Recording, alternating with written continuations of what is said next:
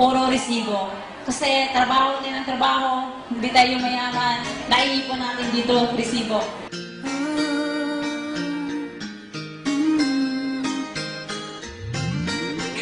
Sa mga nag-a-abroad, walang maiipon na sahod, pamilya ay iniwanan